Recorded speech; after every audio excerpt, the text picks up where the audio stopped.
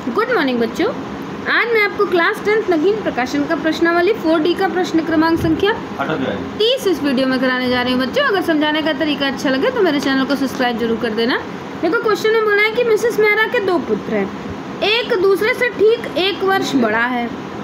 इस समय उसकी आयु दोनों पुत्रों की आयु के वर्गों के योग के बराबर है। किसकी आयु? मिसेस मिश्रा, इनकी मिसेस मेहरा की है ना, इनके 2 पुत्र हैं और इनकी आयु इन्होंने बोला है कि दोनों के इस समय वर्तमान में उनके वर्गों के बराबर है। फिर दिया हुआ है कि यदि 4 वर्ष बाद इसकी आयु बड़े पुत्र की आयु के 5 का 5 गुना हो जाती है तो दोनों पुत्रों की वर्तमान आयु ज्ञात करें। देखो क्वेश्चन बड़ा है लेकिन स्टेप बाय स्टेप सॉल्व करो, सॉल्व हो जाएगा। तो सबसे पहले तो हम मान लेते हैं कि माना छोटे पुत्र की आयु x है ना, तो यहाँ लिख दो माना छोटे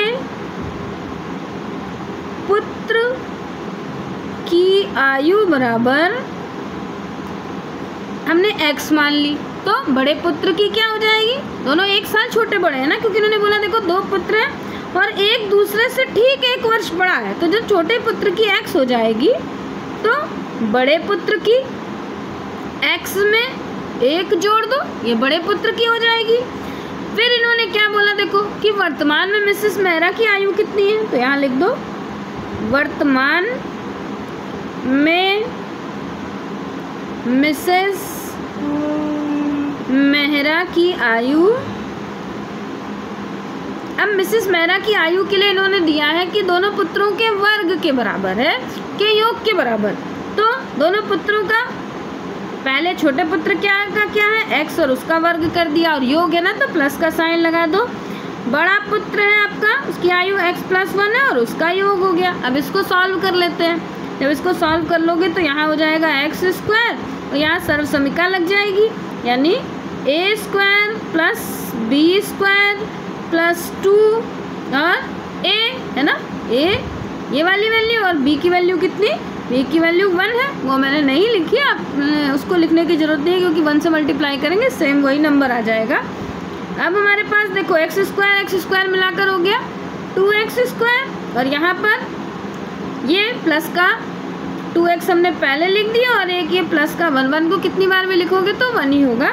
ये वर्तमान में मिसेस मेहरा की आयु हो गई। अब फिर क्वेश्चन में बोला इन्होंने कि यदि 4 वर्ष बाद इसकी आयु बड़े पुत्र की आयु की 5 गुनी हो जाती है, तो आप यहाँ लिख दो, देखो हमने लिख दिया कि 4 वर्ष बाद इसकी आयु बड़े पुत्र की आयु की 5 गुनी हो जाती है। अब देखो इसका समीकरण कैसे बनेगा?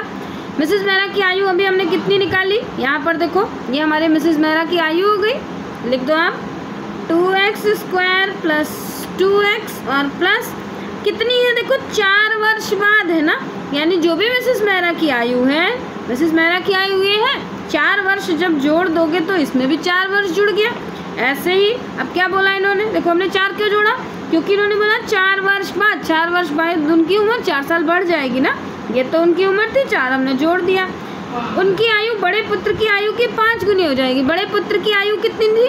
x + 1, तो उसका 5 गुना, यानी हमने लिख दिया 5 गुना और x + 1, लेकिन इसमें भी 4 वर्ष जुड़ेगा क्योंकि मिसेस मेहरा की उम्र 4 साल बढ़ी तो उनके पुत्र की भी तो बढ़ेगी। इसको सॉल्व कर लो, देखो 2x² + 2x 4 में 1 जोड़ दिया तो 5 हो गया।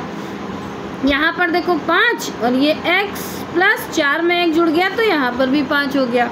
अब यहाँ पर 2x² + 2x + 5, 5 को x से मल्टीप्लाई करा 5x हो गया, 5 को 5 से मल्टीप्लाई करा 25 हो गया। अभी सर वाले नंबर को इधर ले आओ, यानी 2x² + 2x + 5 ये इधर आ जाएगा, प्लस का है माइनस का हो जाएगा 5x, इधर भी हो जाएगा माइनस का = 0।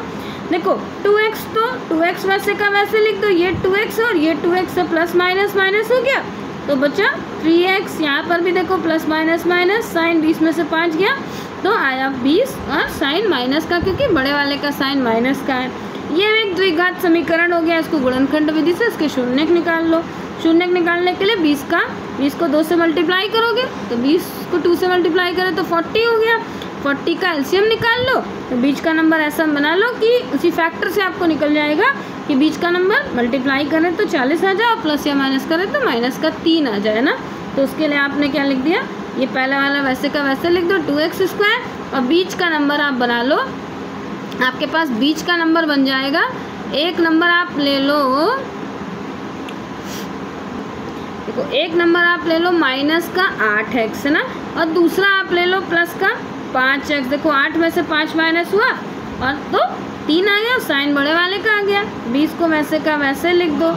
अब इसमें से कॉमन ले लो, कॉमन हमारे पास आ गया, इसके पास भी 2x है देखो, और ये 2 से कट रहा है ना, तो इसके पास अंदर बचा 1x माइनस का 4।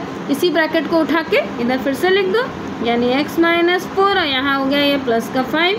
इसको शून्य के रूप में रख दो, शून्य के रूप में हमने इसको रख दिया, तो ये हो गया हमारे पास x minus 4 equals to 0, x equals to 4।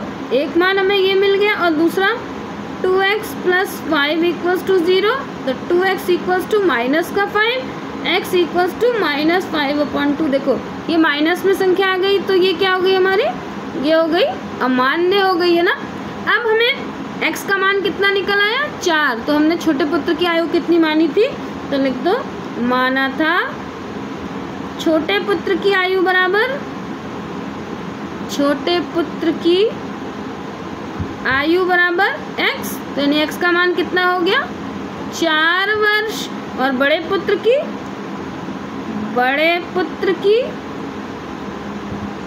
आयु बराबर x प्लस 1 थी ना, तो x का मान कितना आया, 4 और 1 जुड़ गया, तो यानी 5 वर्ष हो गई। दोनों की आयु, एक की 4 वर्ष, एक की 5 वर्ष हो गई। बच्चों बहुत इंपॉर्टेंट क्वेश्चन है, अगर समझाने का तरीका अच्छा लगा हो तो मेरे चैनल को सब्सक्राइब जरूर कर देना। मैं नगीन प्रकाशन के सारे क्वेश्चंस आपको ऐसे ही देती रहूँगी। घर में जितने भी फ़ोन होंगे सारे फ़ोन से मेरे चैनल को सब्सक्राइब कर देना, दोस्तों से कह के सब्सक्राइब करवा देना। आप जितना ज़्यादा से ज़्यादा मेरे चैनल को सब्सक्राइब करोगे उतना ही वीडियो डालने का मेरा इंटरेस्ट और बढ़ेगा। बाय बच्चों।